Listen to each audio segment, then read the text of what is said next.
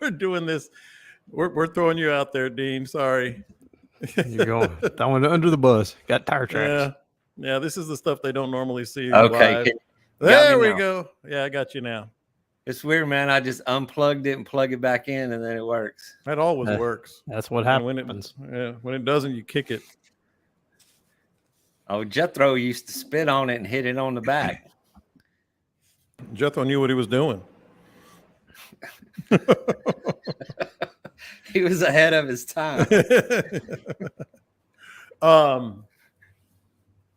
Should we wait a little bit for Caleb? I hadn't heard from him at all. I hadn't heard from him. I don't know if he's coming or not. Yeah. His boat's sitting out in the yard here. Where? There? Possess it. Yeah, he left it here for a couple of days. He was going down to South Padre for something. Oh, okay. The key's in it. Well, let's go. It ain't like we could have I'm heard putting all our more than business him. out there. I'm putting all our business out there today before we go start recording. The key's in it, and he did not lock the trailer. So I thought that meant you can take it. That means take it for her spins. What that means? Yeah, exactly. I washed my boat, man. It's got gas in it too. You take 3 boats out. tie them together. Let me see if I can get this stuff going here. All right. Take the loop off. And what are the people saying here? Caleb's in South Padre, somebody says. Yeah, so he's got a turn. Well, there's a tournament here, and he dropped his boat. He was going to South Padre for a couple of days and then coming back here to fish tournament this weekend. Mm-hmm. His boat, he was going to South Padre for a couple of days and then coming back here. Wait a minute, turn that off. This room got an echo in it. Yeah. All right, Dean, thanks for this. The tips for the tournament down in Ingleside, according to Devin. I say we go.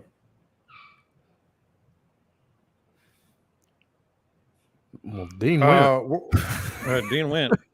I adjust my fan. Man, I can't get my house like below 80 degrees right now. It's just hot, man. Our house, we put a new AC in, but I'm in my office, which is detached, and it's got a window unit. And so I always, when I get home, I turn on the air and the fan. It gets nice and cool by the time I get out here.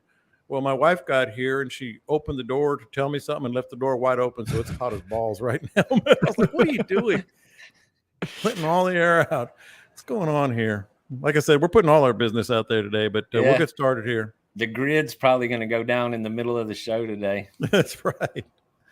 All right, so we're going to start with vetting your bite meat captains. That's how I put it. I think it'll be a good way to kind of get into everything you guys do and all that stuff. And then the Pascavallo erosion project.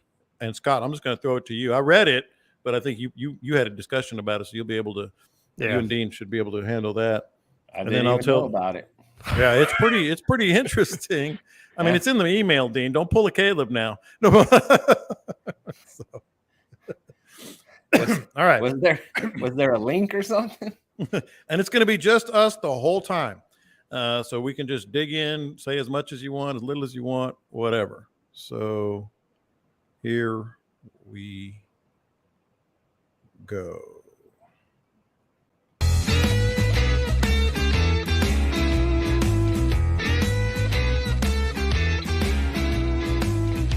We are raring to go. My favorite hour of the week. John Lopez right here, the Bite Me Podcast. Captain Dean Thomas, Captain Scott Null. And, there's actually more truth to that than you think, because he's his caretaker. And Captain Caleb Cumber was on the email, texted with us when we're prepping. But parts unknown right now. There's a rumor that he's fishing down in South Padre, so I won't bash on him too long. But a text would have been nice. But we won't go too hard on old Caleb today. Listen, man, jam-packed show is going to be. Yeah, I won't go so hard on him. If you're joining us for the live recording here on my YouTube channel. Appreciate it. Feel free to comment. We see all your comments. Some of them advance the conversation. Some of them are funny, so a lot of them get put on the screen as well. But a lot to cover. Don't forget to subscribe to the podcast. As I always say, wherever you get your podcast, name a site where you can get a podcast, and the Bite Me podcast is on there. Don't forget about the Bite Me group page, which is where we get the vast majority of our questions here.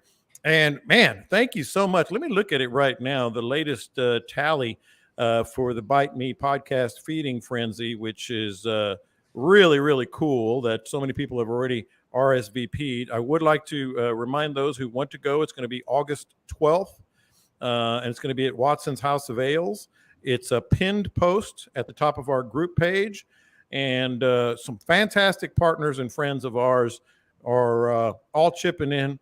So we're going to have your food covered, man. It's going to be a feeding frenzy. That's what we're calling it. So when you get to it, make sure you RSVP that you're going. We need a head count. Right now, we've got 70 going, plus a couple are going to be plus ones, and 78 interested. So we're really looking forward to it. We'll talk more about that as we move forward. But as I mentioned, it's an old radioism. Pay off the tease as soon as you can. And the tease was we got a jam-packed show. And here's where we're going to start. I'm not going to say I feel like I've dropped the ball on this, but I do feel like I haven't really dug into why you guys, you two in this case, and Caleb as well, when Caleb as well when he's here, have such knowledge and such a vast breadth of experience on the bays. And Scott and I started this podcast, and I thought it'd be good to have Scott on because his knowledge and experience. Caleb and Dean have joined in, and I think we really got the whole coast covered because literally from Florida, if you're listening to us, to the point of Texas and deep South Texas, our guys here have fished all of that. So here's what I'm calling it. And Scott, I'm going to start with you. I don't really brag enough, I feel. I haven't mentioned it in a while about what you guys do and, what your experience is and the various degrees of I guess, types of fishing that you have done, everything from a little bit of offshore to certainly beachfront to kayaking to wade fishing to bay fishing and all that. So I'm calling it vetting your Bite Me captains. So we've got the entire Gulf Coast covered. And Scott, I'm going to start with you before we get into some of these other great topics, just about why our listeners, and thank you for listening, and hundreds of thousands of downloads a year. Why our listeners, we talk about our partners and stuff, but they need to take advantage. I'm saying that, not y'all. They need to take advantage of these three captains who do such a great job. Occasionally have some openings. I'd like for you to actually mention that as well, if you have any dates that have come open, because you want to up close and personal Bite Me podcast. You go with any of these three cats and some of the others that we've had on as well. And you're going to get all your questions answered. It's going to be a clinic. It's going to be fish. It's going to be stories, and it's going to be experience. So, Scott, I'm vetting you right now. Let's talk about some of the areas of expertise and the experiences that you've had. Well, where do I begin? The way this thing got started, we were just BSing about it, and I get a whole lot of phone calls, emails, and all that stuff inquiring about trips, but almost daily I get one that says, I know you only fly fish, but I don't fly fish. Can I come with you? Yes. My fly fishing is just a part of what I do. I've done kayak guiding. I don't do that anymore. Dean's into that, but for me, that was kind of like herding cats. But what I guide off of is a little polling skiff for the back bays and chasing redfish, sight casting. We can do it with a spinning rod and some lures, or we can throw flies at them, or we can just sit there and look at them. We've had guys that actually do that, where they've actually just come out and taken pictures. Mm-hmm. I have a bigger boat. I've got my General, my Freedom General that I hadn't talked about much, but fantastic big boat, 26-foot cat. And I run it on the beachfront. I run jetty trips. I love kid trips. Absolutely have a blast on the kid trips. Get them out there to the jetties. We soak some bait and just have fun. That's pretty much the only time I do bait. Everything else is artificials, chunking lures or throwing flies, one or the other. We can do flies on tarpon, bull reds, jacks, but we can also throw hardware at them. I've got all the gear you need. Don't be worried about, hey, I don't have anything big enough for a tarpon, or I don't have anything big enough for jacks. Well equipped. Got all kind of Shimano gear, Loomis rods, Fishing Tackle Unlimited rods. We're covered on everything that you need. So that's pretty much my game. I do the redfish pretty much January, February, March, April, May. Starting about the end of June, middle of June, the tarpon start showing up, and I try to switch over and do as much tarpon fishing as I can on the days it's available. Got to get the wind right. And I say tarpon, it's near shore as well. We can go out and catch kingfish. You know, we can do a little trolling. We can go look at the weed lines and catch a cobia, catch a triple tail, or just have fun. Go see whatever's out there. But then come around September, the tarpon are starting to leave at the end of September, 1st of October, and I go back to the redfish again. It gives me a good break. It gives me something different to do instead of doing the same thing day after day after day, which after guiding almost 20 years now, that same old, I don't know how some of the guys do it. I got to have a little variety. So that's why I like taking the kid trips. I like, running the beachfront. I like doing a jetty trip, go poling in the backwaters. I've done some wade fishing trips on guiding. I don't do a whole lot of it. I've got a couple of them coming up here before too long. I'm kicking around, getting more into that and doing a little more trout fishing. Just not a baby. Just hadn't done it. I mean, I know how, but I just never have, because I had a little niche there with the redfish on the poling skiff. So it kind of got my name out there and got me started, and then it was hard to get away from. And openings for any of our listeners that like, what, those guys are pretty cool. I don't want to fish with Lopez, but I'll fish with those other three cats. I got scattered openings, man. I mean, I try hard not to book anything on weekends anymore. I hate weekends, and the fishing, honestly, it's tougher. Don't have as good a day, as relaxing of a day on the water, because you're constantly worried about the crowds and fighting people off and all that. I'll do some on the tarpon sometimes, but even on the beachfront, if the weather's right, it's like a damn armada out there. Guys running the surf to go trout fishing around Port O'Connor. It happens all the time. I don't know if Dean gets all that much over there, but the guys just bail out through the jetties, and what they do is they run about 100 to 150 yards off the beach looking for their trout, which is right where my tarpon are usually at. Yeah. So when that occurs, I'm out there looking for my tarpon. I got 30 boats running through the middle of them looking for trout, and it just makes it tough. So yeah, I've got openings. They're mostly. I'll just contact you, is what you're saying. Yeah, I try to do weekdays, and if you can come down here on a weekday, we can do some good. And contact you on any of your social media platforms. You have Instagram and Facebook. Yeah, I'd prefer Facebook. Instagram's kind of in the background. I got so many things to check. Yeah. Between texts and messages on Facebook and emails and phone calls and all that. Instagram's just one that I don't check all that often. Yeah. Now, Dean, I want you to do the same thing. Our listeners are interested, and but I want to start it with this, because especially down where we are down in Aransas Pass, I think I was telling you this story. My sister-in-law is a huge birder, like huge. Like, she'll spend thousands of dollars on equipment. I didn't know $5,000 binoculars existed, but she's got a pair, or they're 2,000, whatever it is. And I know Scott does this as well, but maybe kind of as a launching point before you get to your fishing, nature trips, birding trips, if you want to take grandma out and really on a good day, if it's not too hot. I mean, all these things are in your arsenal, correct? I do everything, and that's just, I offer a variety. This is 21 years of full-time guiding. Never had a side gig. All I've ever done for 21 years is fishing. So we're blessed here in South Texas with 12 months of fishing. You can go all year long. I do kayak trips, drifting trips, wade trips, kayak trips, eco tours on the kayak. We do eco tours on the boat if people want to go out and just enjoy the water and not go fishing. I mean, in the summertime that happens because you get a lot of families down. They just want to get off the shoreline and go out there and see what's going on. But I mean, we do all varieties. I mean, and if people tune in to my Slow Ride Facebook page, they're on there daily of all the types of trips that we do.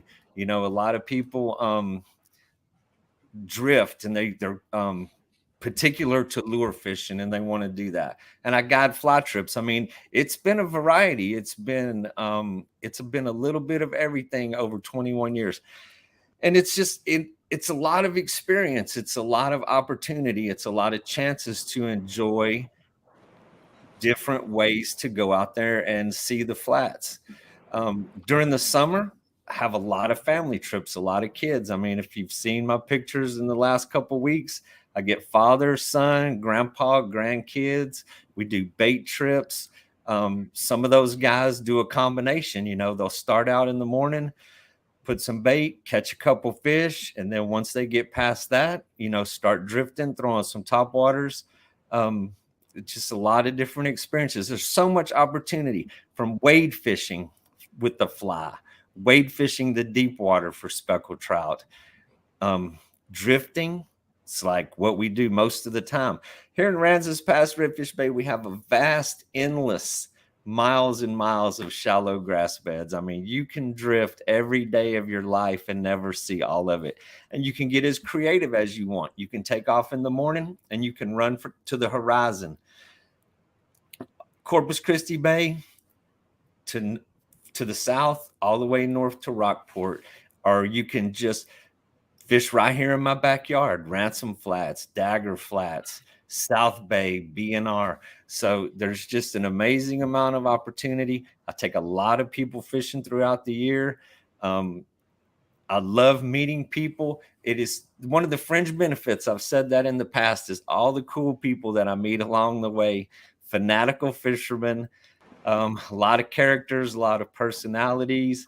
You never know how the day is going to go when somebody jumps on the boat and goes fishing with you, but have lots of days available. I mean, and I go 12 months out of the year. We're nonstop. I mean, so I get a lot of people kind of expected me to be booked up, and, you know, they're surprised they call on short notice. There's days open. So there's a lot of opportunity to go.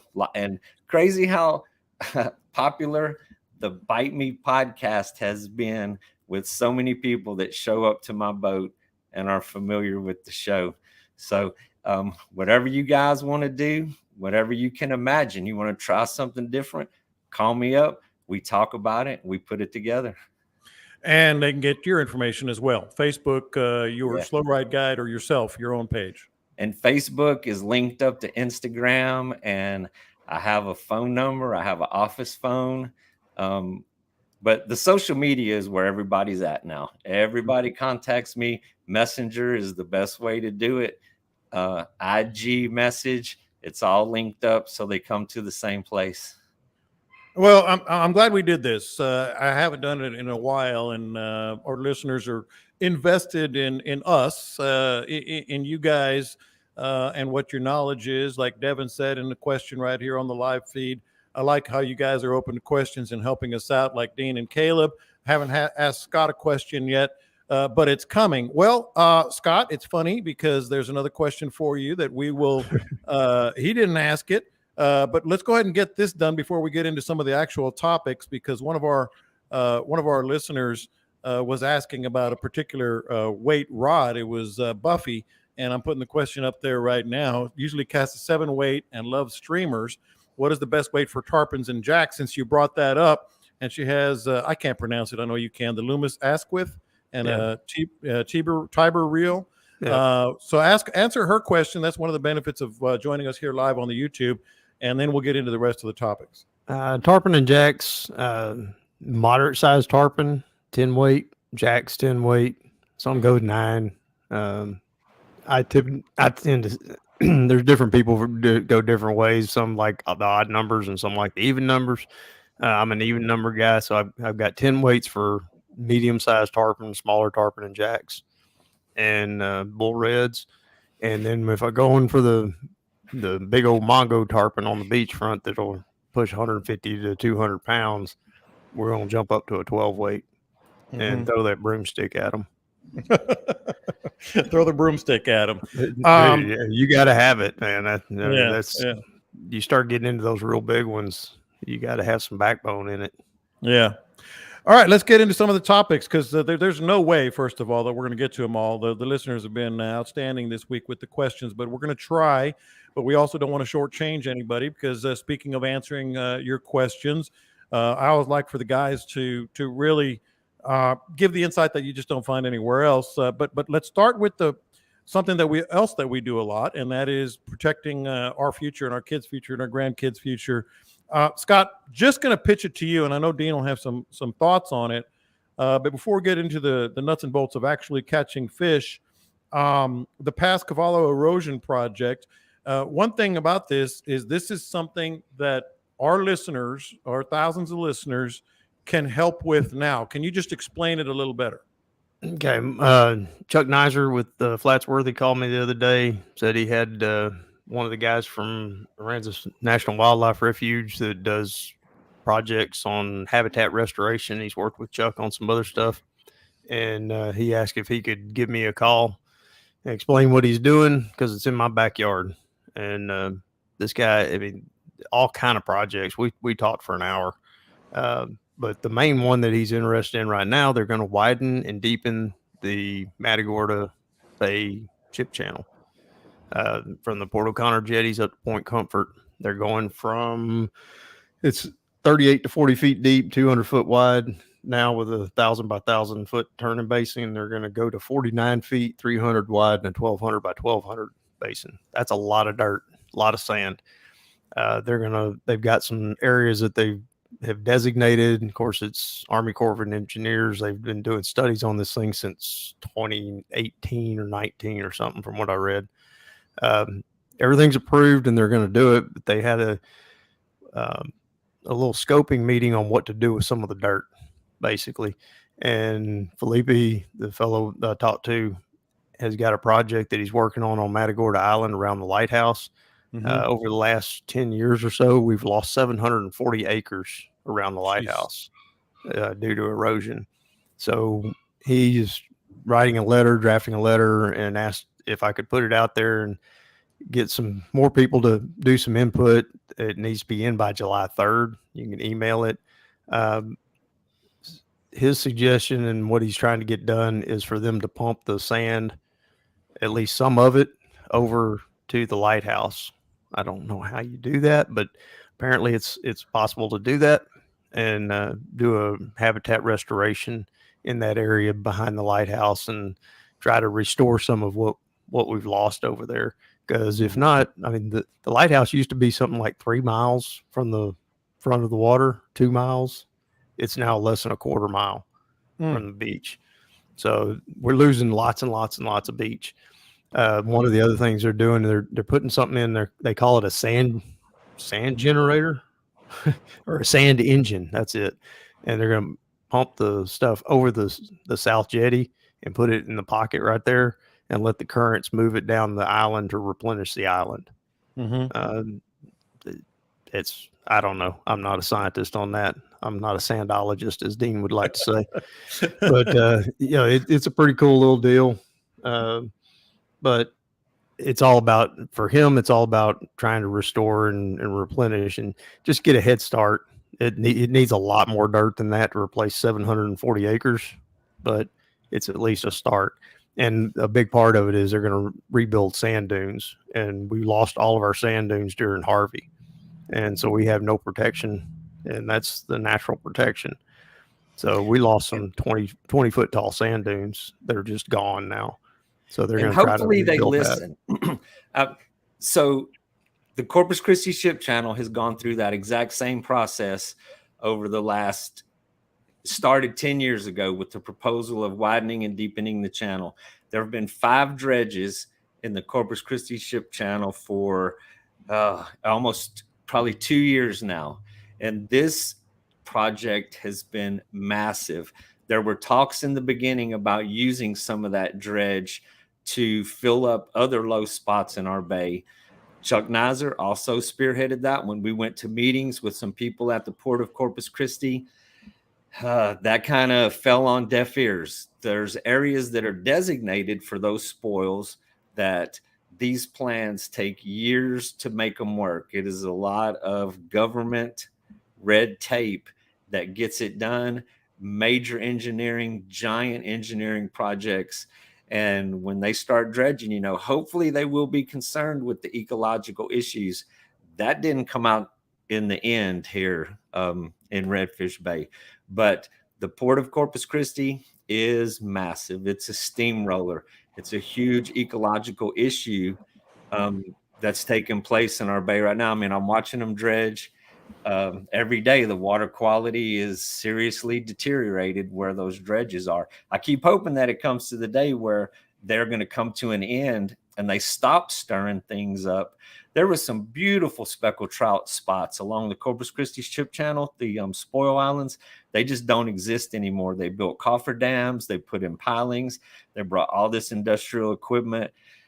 And, you know, those just went away and probably not coming back anytime soon. So it's going to change. One of the good things, I mean, kind of a byproduct of what took place, the ship channel goes right next to Ransom and Dagger Flats. I mean, I watch the tankers go by every day.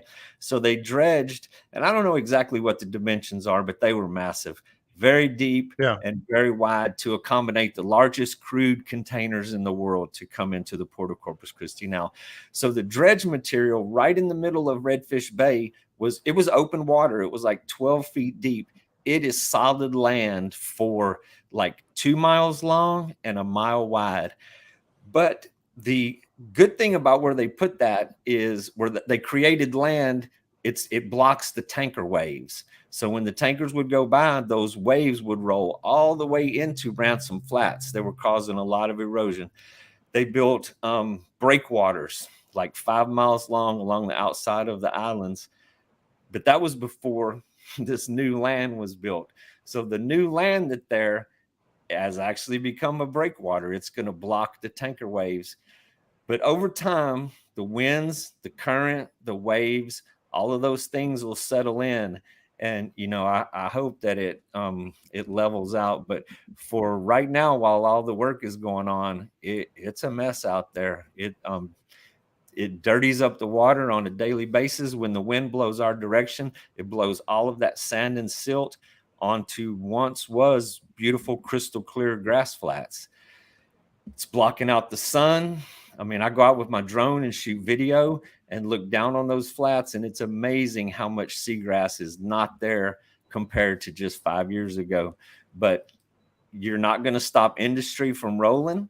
That area, any place that has a pass to the Gulf of Mexico is going to be attractive to industry, and it's never going to stop booming. So constant battle with balancing ecology with business, but it's hard to battle that money. I mean, the groups just don't have the bankrolls to well, compared to industries. link. Yeah. And Scott, you know, we've talked around the why because of the, you know, the environment in which we live and in which we fish and all that. But I believe it's you have until July 3rd, if I'm remembering correctly, to actually voice your opinion on this. So I'm guessing, you know, you would know where people can do that.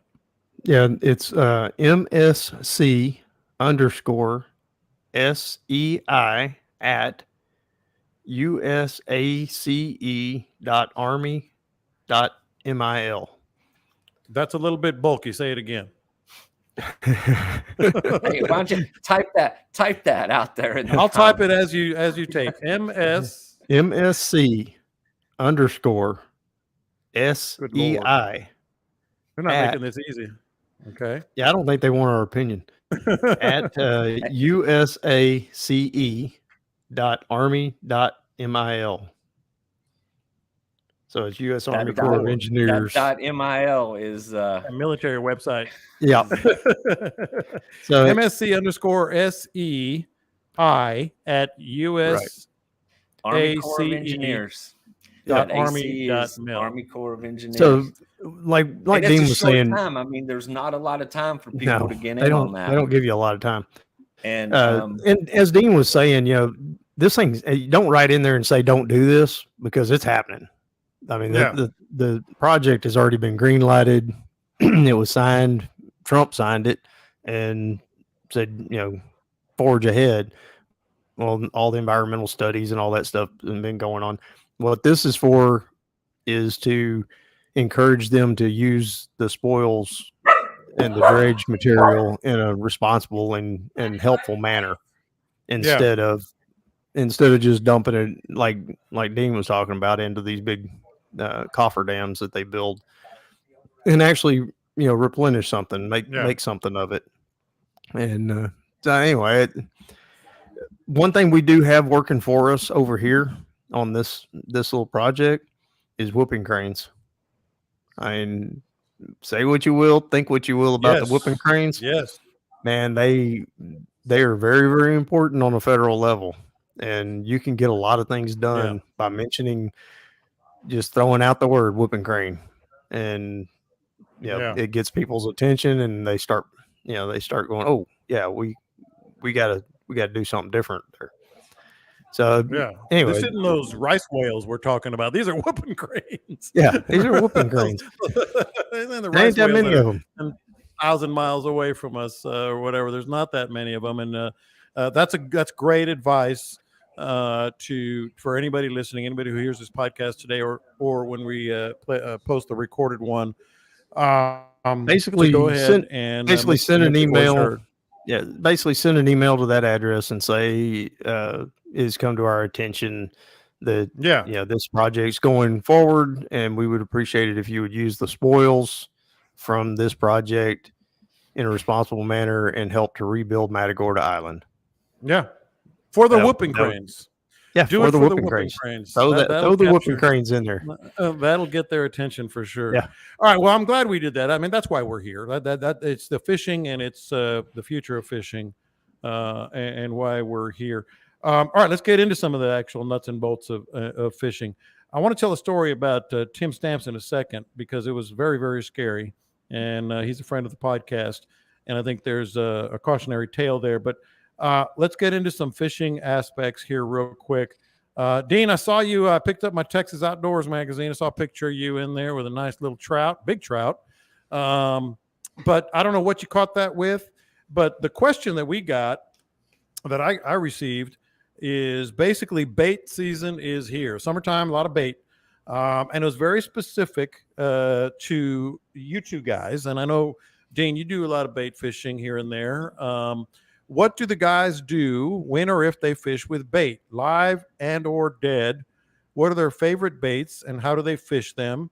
Do they look for anything different when they are fishing with baits instead of artificials? Dean, I'm going to start with you, because I have a hunch that you've done a little more of that than Scott lately.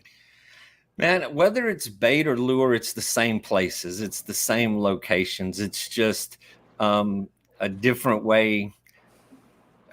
And so with bait, so like for redfish, one of my favorite things to do when I have kids on the boat, or I have people that can't cast, or they don't want to stand up there and grind out a long day of casting, is cut mullet. Cut mullet is amazing for redfish. But the different approach to it, so when you're drifting with lures and just wading, even, you're walking, you're covering a lot more area. With bait fishing, you set up more in an intersection, rich environment, or something where some current, and then you put that bait in the water, and the scent brings fish to you. So cut mullet is amazing. I mean, as a kid, I was raised on that, and popping corks with live shrimp. We do both of those. So for redfish, I set up on, someplace. We talk about the slicks, and the edges of islands where the wind creates current and blows those. We've talked about a lot of that in the past. You set up on those areas, take a nice, I like pony mullet, not too big, not too small, just nice medium size. How big do you cut them? And actually, I freeze them. I like them frozen before I go because they cut real easy. You put them on the hook frozen. I think it defrosts before it hits the water right now. You just cast it in the air. It's probably cooked by the time it gets there. But it's the same areas. It's the same stuff. I mean, it's not, it's the same fish. It's just a different bait that you're catching them with. And for right now I had a trip actually about 2 weeks ago. We did, some guys were down. We did 2 days in a row. And we had relatively light winds. The winds have been really crazy. So talk about the drop-offs and the deeper water for speckled trout. We've actually had a southwest wind lately, which is just this high pressure that's on us, the way it's been rotating. So a lot of those shorelines, instead of being semi-protected by any east wind, the wind is blowing straight down those. So it's been tough. So the bait trips that I've done, cut mullet on the flats, catching some crazy redfish. It's just...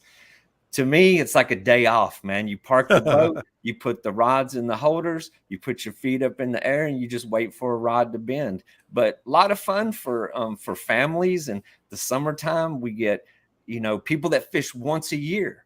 They come down, it's their vacation. They want to go fishing one day, catch some fish. They're not going to grind it out. But we were fishing a couple weeks ago. We had a little bit of east wind to where I could set up on deeper water, put some live shrimp on a popping cork. Oh, it's just so much fun. I mean, you just put your lawn chair on the front of the boat, put your bucket next to you, and you just sit back and that's have living a good right time. there, baby. Yeah, that is living right there. So it's just a different bait, but it's in the exact same places that I would throw soft plastics for speckled trout, or if I would go throw topwaters in the flats. It's just a different item on the hook. What about setup, Scott? You've mentioned this probably 8-10 months ago now, but like he's talking about cut mullet, popping cork with a shrimp. What are your line test, your leaders, your setup, circle hooks, I'm guessing, or kale hooks, something along those lines? What are your setups, Scott? Yeah, with the kids, little light spinning rig, 2500 size spinning reel, medium light rod. Sometimes we use popping corks. Sometimes we just free line some shrimp. Depends on what the current's doing. I'm usually at the jetties. If the sheep's head are really pretty thick up on the rocks, we're going to use a popping cork. If I think there's some trout around, we'll use a popping cork. If we're looking more at reds or drum or any of that, we're going to go to the bottom, and not really the bottom, I guess, but just enough weight to get the shrimp to go down a little bit and let the current pull it along, kind of natural. And we can also put a little more weight on it and drop straight down and tag a bunch of mangrove snapper, which are the crappie of the bay, man. Some of the best eating out there. So we have a variety of ways of doing it. Mostly, my spinning rods got 20-pound braid on them, and I'll usually put a little leader on there that's either 12 or 16 pound. Kind of depends on how heavy the current is and how much weight we're going to use. And that's pretty much the only bait that I use. Don't tend to use a whole lot of bait. And then, like I said, it's usually a kid trip, and we're just out there. We're going to catch whatever the hell we catch. And that's the deal I make with parents going into it. They can tell me they want a kid trip. I say, all right, you're coming along, but it's the kid's day on the water.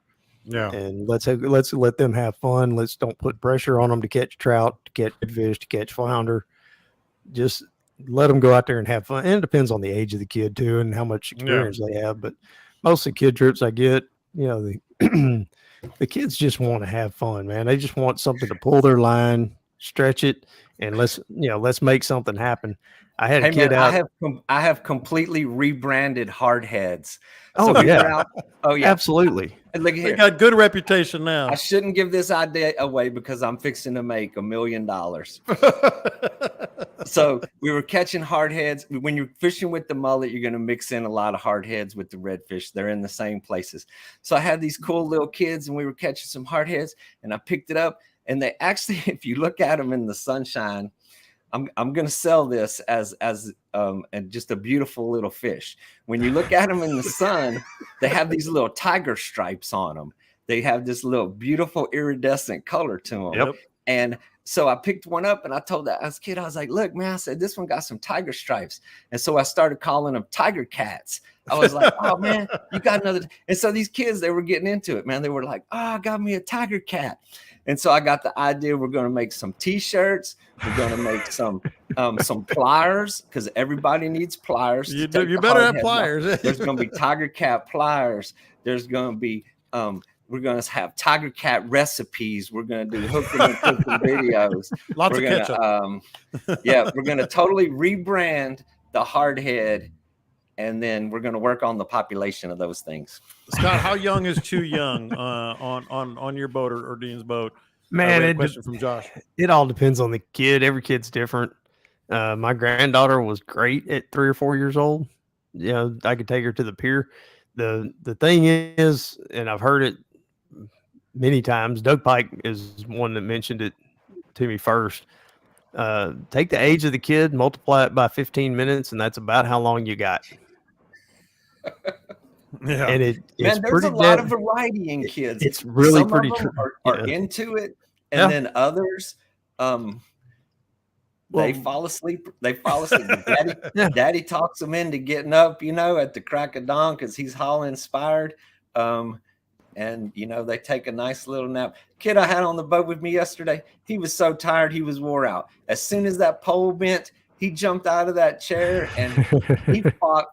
His dad sit back. He was sitting there counting. He caught I think it was a total of 16 fish altogether.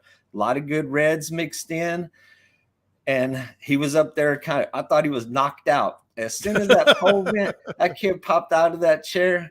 And he was fun, man. He was talking to him, fighting them. So there's a lot of variety, man. I get some kids that are totally inspired, and others kind of gas out a little early. But it's always fun. Well, something else you can do ride too. Yeah, I mean that's what I was about to say. For a lot of the kids, I had 2 of them out a while back, and we caught fish, man. We were catching fish, and they said, "Can we go riding?"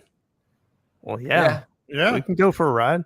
And they said, man, this is fun, but I want to go for a boat ride.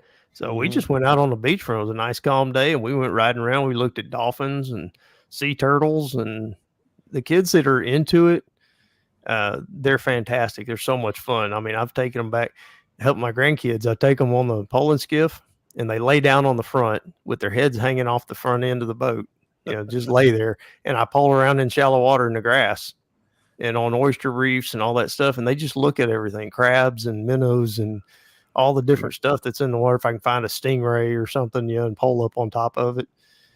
Some kids are just really into it. So it's hard to say, 3 might be pushing it a little bit, but I've had some 4 and 5 year olds, 6-year-olds out there, and we've had some fantastic days, a lot of fun. And man, some of them treat that boat like a jungle gym. They climb all up on the thing. They run around in circles, and I had 2 boys that were wrestling on my poling skiff one day. They're brothers, of course, and they were pretty young. It was wintertime. It was pretty cold. It was a nice day, but the water was cold. And as they were wrestling around, one of them almost went in. I said, all right, boys, I'll tell you what, the first one that goes in, the day's over. They look at me and they're like, oh. I said, not because you're in trouble, but because you ain't going to be out here much longer. Yeah. It was about 55, 60 degrees, and the water was probably in the 50s. Yeah. Oh. So if they went in, it was going to be the end of the day. That's going to be the end of that. All right. I do want to mention this, and I want to get your guys' thoughts on this. First of all, happy ending. But let me tell the story here. I was talking to Tim. What? It was a happy ending. Oh, what are you? What are you? Are you Landry Locker all of a sudden? I was Rusty Harden. Rusty Harden. Yeah, Rusty Harden. It's not illegal. No. Okay. So So I was talking to Tim Stamps over from Wade Wright, and we all know him. He has the great Bite Me 20 deal for our listeners. So he was fishing. Now let me get the exact location because you both probably know it quite well. But so he was fishing with a buddy. Okay, wade fishing, obviously, and so they were. See if I can get this right. Bolivar Pocket. They were close to the ship channel by North Bolivar Pocket on the west end of the peninsula. So I'm sure you all know, and a lot of our listeners know where that is. Lots of current, lots of stuff going on. But Tim's a veteran, and obviously I don't know about his buddy, but I'm assuming so as well. So two veteran fishermen on Bolivar, lots of tide. They knew what was going on, so they were wade fishing. And classic story, his buddy just went too deep. And all of a sudden, next thing Tim knew, and he was, waiting a pretty decent distance away from him, he went under. His buddy went under and started bobbing and everything because of the rushing tide. Couldn't keep his head above water. And so Tim rushed over there, ended up stretching one of his rods toward him to see if he could grab it.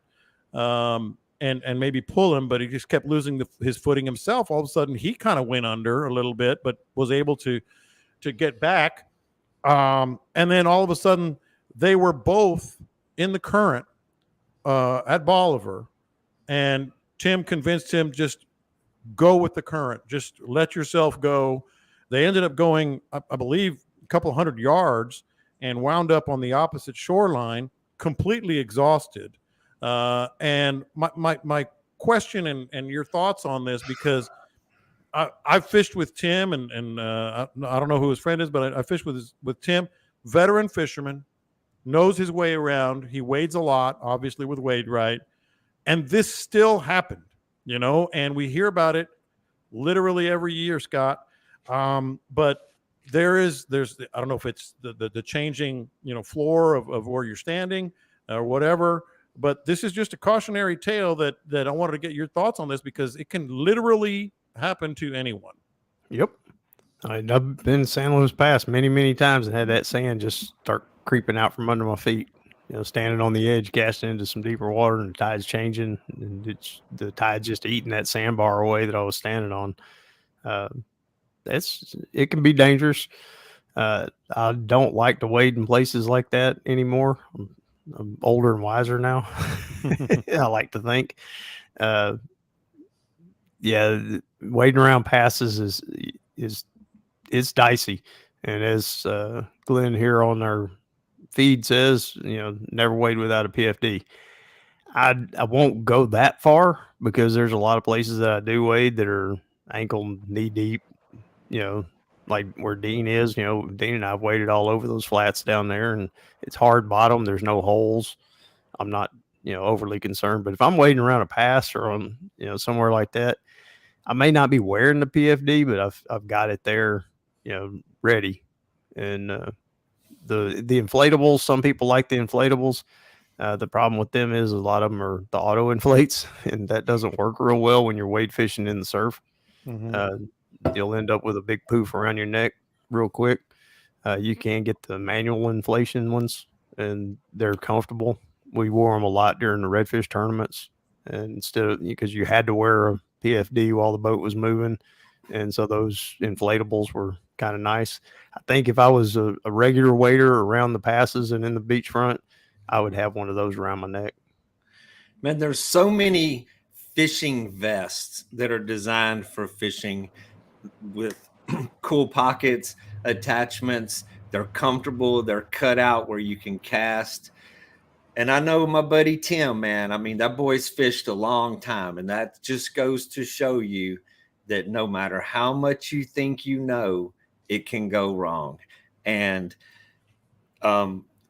happy ending, thank goodness, because it would be. He said his buddy was bobbing underneath the water. Yeah. I mean, and when you're out there and you have a lot of gear with you, you're wade fishing, you're not designed for swimming. You got shoes on that you cannot kick your feet. I mean, you can't swim with that stuff. You can tread water, but I mean, it's a bad situation that can go to horribly worse in a very short amount of time. But yeah, there's cool fishing vests out there with flotation that are really comfortable to wear, that you can attach your wade fishing gear to. And if you're in those areas, you know, you can't go find it after the fact. So you have to have it on. And there's areas that you're going to walk these flats in my neighborhood and it's never going to get over shin deep for 2 miles. It's way less critical. But if you're in an area where it has the potential to reach deep water, I mean, there's options out there. Even a floating ring, a floating basket, a floating fish basket with the little styrofoam ring on it will save your life. But so glad those guys, you know, ended up with a story to share with others to prevent that from happening again. You know, I hope everybody that's listening to us takes that serious and don't think they're immune to it, because it is this year. I mean, there's boating accidents that have taken place over the years right out here, right outside my back door, where people are out having a good time and somebody doesn't go home. You know, it's a very tragic story. Everybody wants to enjoy the water, but don't take it for granted. It's a very dangerous place when it goes wrong. My thing, every time I've been in a somewhat dicey situation, never anything like that, thank God, knock on wood, I get a little greedy. And especially in those areas, some in South Texas, some where Scott is, where it's shallow, and then there's a big drop off, and all of a sudden you realize, you know, you're in trouble. But I get greedy because whether I see something that's a little further out or whatever, Scott, I just start casting and can't quite get there. And you get greedy, and all of a sudden you're up to your chest, and your feet are going out from under you. So you also have to just be like, understand, you know, it doesn't have to happen right there, right then, as tempting as it is. Yeah, and there ain't no fish out there worth it. Yeah, just be easy out there. You know, take your time. Don't push it too much. Of course, we're saying that, and we've got Caleb. You know, don't push it too much. Good thing Caleb's not on the podcast today. He'd be like, "Well, what's the problem? What's going on?" Yeah, no kidding. Some people we use as a good example. Some people we use as a bad example. Yeah, do as we say. Not as we do.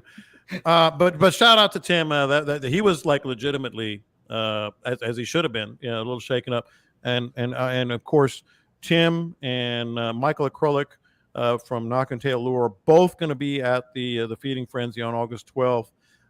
They're both going to be donating stuff to some of our raffles and other prizes. And they both obviously take care of our Bite Me listeners. Let me just say that again, though, because they're really good dudes. You need to get your stuff from them. knockandtaillures.com. You can use the Bite Me 20 promo code and get 20% off. Wade Wright at coastalfishinggear.com. Use the Bite Me 20 promo and you get 20% off the Bite Me combo. So good news there. All right, so back to artificials. And as I mentioned, and I figured this was going to happen, we weren't going to get to all the topics. But I know this is a good topic, and it's kind of a complex one. It'll be a good one to get into before we get to what would Scott do and what would Dean do. It's kind of convoluted, a lot of parts to this question. So, Dean, I'm going to start with you. But there's some good stuff. I'm going to read the whole thing because there are all kinds of different questions that a lot of our listeners may want to find out. Guys, I'm trying to learn more about topwaters. I've caught a few, and I love the rush of seeing a fish hit a topwater. But I'm not sure I'm doing it right. Do you guys size up on topwaters on the surf? And when do you do that? What about around floating grass? And a texter right here on the live feed actually asked something similar, so it's timely. What about around floating grass in bays? When is the best time and situation? And then finally, he said, do single drop hooks keep from dragging grass on every cast? And when do you guys decide to bag the topwaters and go to plastics? There's a lot there, Dean. Yeah. So I'm going to go with yes, and yes. Sizing up in the surf, definitely. No need to go with single hooks out there. There's usually not a lot of snags in the surf. I use single hooks all the time because it releases fish better and we get good hookups. On really windy days, when on the flats, when the water is choppy, whenever it's dirty, when it's off color, yes, larger top waters are not detrimental to the program. I changed about all of floating my, and I'm a grass and the single topwateraholic. I mean, if you come fish with me and you're drifting the flats, there's a pretty good chance you're going to get your confidence built up on top waters. But my area is custom made for topwater fishing because it is shallow. You're not pulling fish from the depths. It's in their face. That's another trick to that. I mean, you're not going to go in 4 and 6 feet of water and throw topwaters and expect, you know, there's days it will happen when they're really in a good mood and they're searching stuff, searching for and running from, you know, 10 and 12 feet away to come and find it, then it is. But on the ultra shallow, you're not pulling fish from the depths. It's in their face. Plus, it's what they expect to see. You know, those shallow grass beds are loaded with little fish. It's what they're hunting for in the first place. So they see a topwater coming along, nice and slow, looking wounded, jumping, clicking, and splashing on the surface, and it gets a great reaction. But the floating grass, and we've had this conversation a lot this week on the boat, just because it's summertime. The seagrass down here grows just like your lawn. When it's hot and it's summertime, that stuff thrives. It grows up to the surface and then it leans over. In the next 2 months, it'll only be worse. So lots of boat traffic is out there chopping up the grass. The grass is floating. And, you know, coming from a fly fishing background, I have complete confidence that one single hook will catch the biggest fish. I mean, you don't need 3 treble hooks to hook into the fish. I mean, one small hook will easily land the fish. So all of my top waters, I changed to single hooks, and there's always a question about the hookup ratio. And I feel like I do just as well with singles. And I mean, I've had people debate me on that subject. A lot of guys, when they're come down and they're tournament fishing, you know, they're not going to throw single hooks on a topwater. They're going to stick with the trebles because they feel like they're more likely to catch that fish on a glancing blow, you know, or a swing and a miss. But sizing up in choppy, dirty water, absolutely. And now specific to the lure, you know, it's like I throw the Spook Juniors because it's very shallow, it's clear, it's a little bit smaller, and it gets a good reaction. It doesn't spook fish. A lot of guys will come from Galveston, and up there in those dirty waters, it's like the he dog and the she dog and things that have lots of noise, huge rattles inside of them. They make a really deep kind of rattling, knocking sound. And on really windy days, those tend to get a little bit more attention. So, Scott, what about the last part of that? When do you decide to go to plastics, and what do you have to see? So, you know, Dean just talked about, you know, in our area down there, it's all flats. It's not always all flats where you are. When do you decide to go to plastics, and what do you have to see for the top waters? When I see them, just watching the top water, you know, when you get a strike on top water, generally, you know, they blow it up. But if you're watching real close, you'll see them just swirl behind it a lot of times too. They just kind of tail slap it. They're interested, but they're not committed. And that's when I switch over to a soft plastic, throw something subsurface, even a soft plastic or a little twitch bait of some kind, you know, some little mirror lure, you know, mirror dine or something like that. Something similar in size to the top water that they've been kind of interested in, and just throw that out and work it kind of in the same way, but just subsurface. And a lot of times you'll get a full commit out of that versus, or you keep that soft plastic handy. A lot of times I'll have, when I'm throwing the top water, I'll have a rod laying across the seat that's ready to throw. And whenever that redfish is stalking, it's following, you can see the wake like a torpedo behind it. Just park that top water right where it is, grab that plastic, drop it right in there with them, and it's called the double whammy. It's like, it's actually a technique. It's like, what he's not telling you, whoops, watch what out he's for not that. telling you is that he'll stand there and have that soft plastic ready and have you working in a top water, and he'll be steal waiting. your fish. And he will steal your fish. He has done it to me. Done it. I've had a redfish following my top water going, and I got one following. Here he is. He's fixing to hit it. And then there's this little splash right behind my top water, and all of a sudden, hey, fish on, fish on. Yeah, it's an approved technique. Yeah. He didn't I don't know tell how that approved part. it is, but it's a technique. It is a technique. Boy, that's hilarious. All right, so man, I could go on. We got so many more topics. We're just gonna have to do it next week or soon thereafter. Oh, by the way, next week, how about this? This is really cool. We do this every year, and it's the dead of summer. So here, well, it's getting to be the dead of summer. It feels like it now. So we're gonna have our offshore show.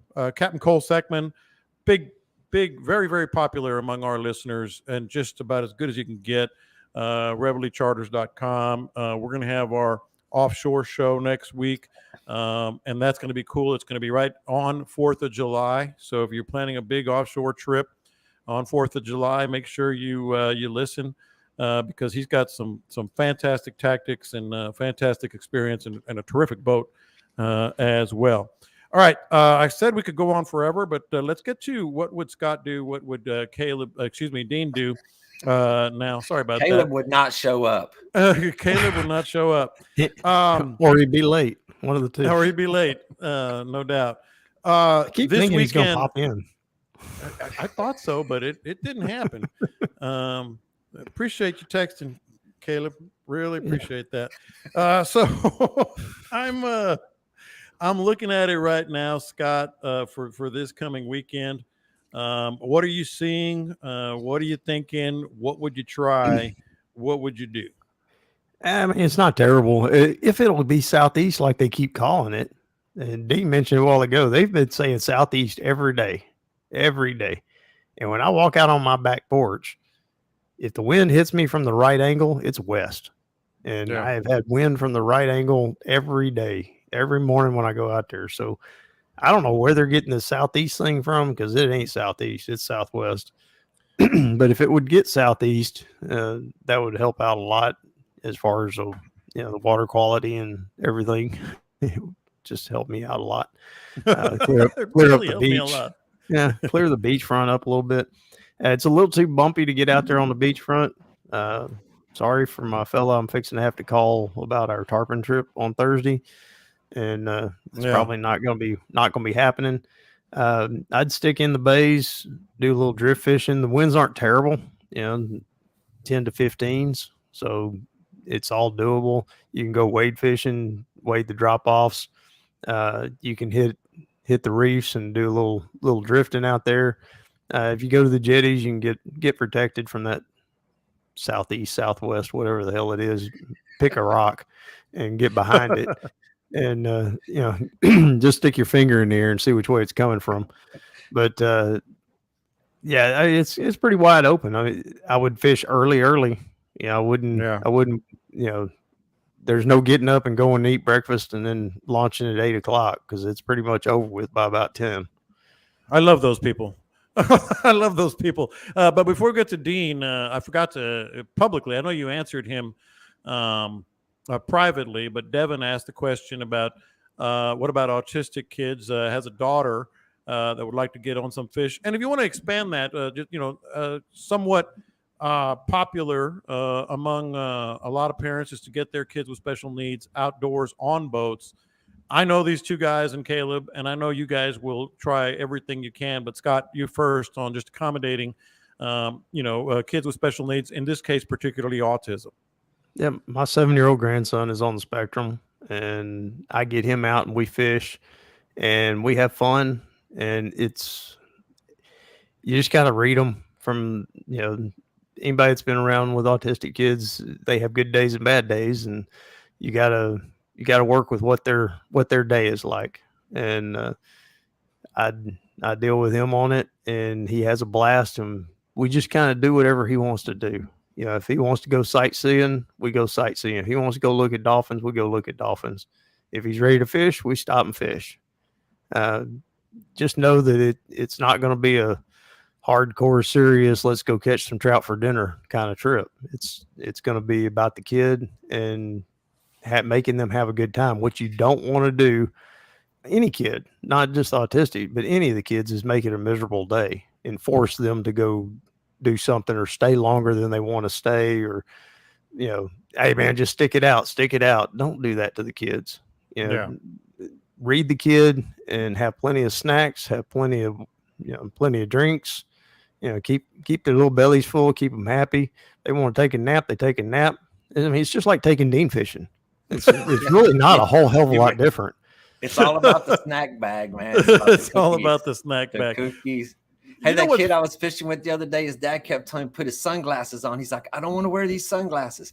And he was like kind of struggling with him. And I went over there and looked at his sunglasses, and they were like filthy. And so I went and grabbed a towel out of my bag, and I said, give me them glasses for a minute. I cleaned them up. I put them back on his face, and he was like, whoa. He's like, I do want to wear these. That was. So keep your kids' sunglasses clean, and they will wear them. But it was so funny. He was like, I couldn't figure out why he was so opposed to the glasses. And then when I looked at him, I was like, oh, you can't see nothing. No, I wouldn't wear those either. you guys know this because Jan is a school director, my wife Jan, and she specializes in always accepting autistic kids of everywhere they are on the spectrum. One thing that you didn't say, Scott, that is really interesting to me is their focus on one particular thing can last 2 hours.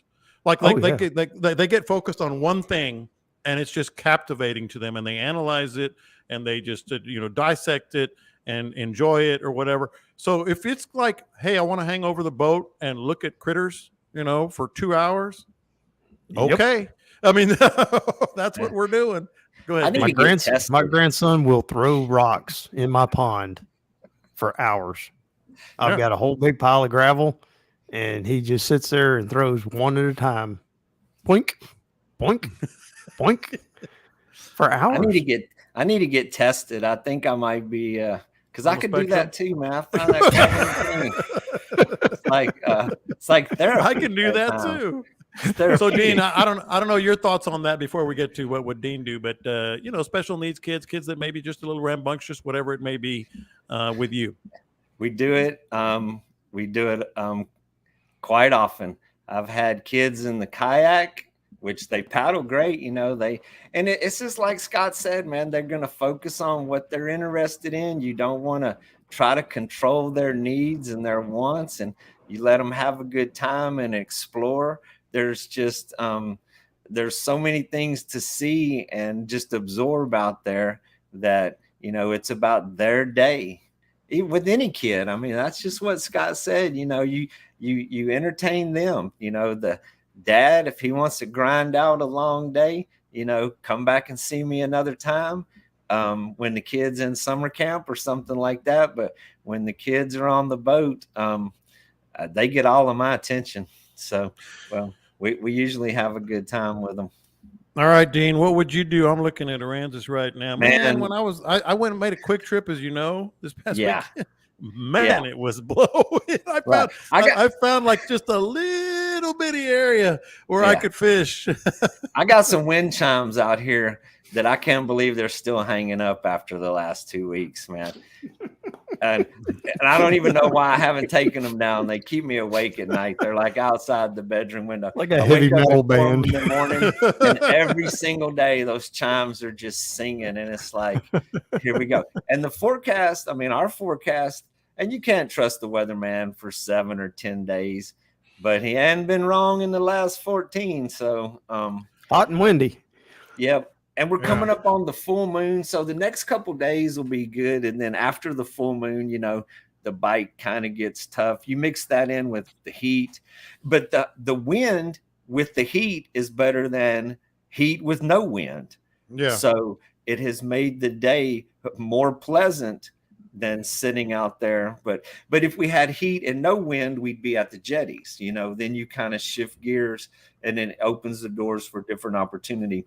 But for, you know, starting tomorrow, you know, I'm booked up for many days. We're going to be out there giving it our best shot. None of it has been fast and furious in the heat, but we have managed some good fish. Haven't found any spots that are just loaded with aggressive fish, covering a lot of area. Pick one up, drift, maybe get one or two in a certain area if there's a little group of them, and then you cover more area and you find. I've been running around hitting a lot of different spots, searching for fish, but that's just going to be the routine, you know, drifting the flats.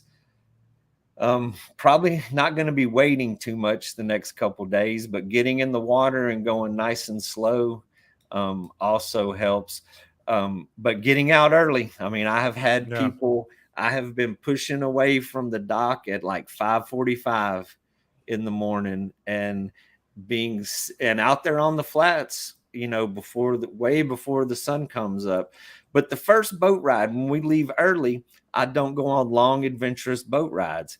I'll hit Ransom, Dagger, Terminal Flats, Estes Flats, these things where you can go down the channel where it's really safe in the dark, and then just turn into the flats and start your drift. And then once the sun comes up and you can see a lot better and other people can see you, you know, then I'll continue on the search. But we need a change in the weather. You know, we need I hate to say it, but it's going to be tropical activity. And everybody's scared of hurricanes and those things, but tropical waves, tropical depressions, those things turn these fish on in the summertime. It's what gets them going. We get a push of high tide. So we just had the equinox a couple of days ago. The tide is low and low and lower every day. Not a good combination in the heat with lure fishing. Yeah. And even the fish that we're catching, they don't put up a really big fight. I mean, they are lethargic. They give it up pretty quick. It's not like hooking into a redfish in November where they're just full of energy and they crank it up to another gear. They kind of give it up pretty quick. But that's going to be the routine. I mean, it hasn't changed for probably better than 14 days now. I quit counting. Yeah. I quit counting. All right, boys. 2 weeks ago. I really appreciate it. Don't forget to hit up Captain Dean, Captain Scott, and Captain Caleb on their social media platforms. Next week, we have the offshore show. It'll be a lot of fun for you guys. And don't forget to hit that you are going, if you're going, to the Bite Me Feeding Frenzy on August 12th. And thank you to everybody that has contributed to sponsoring that. You guys have a great weekend. It's going to be a great one. We'll talk to you next time.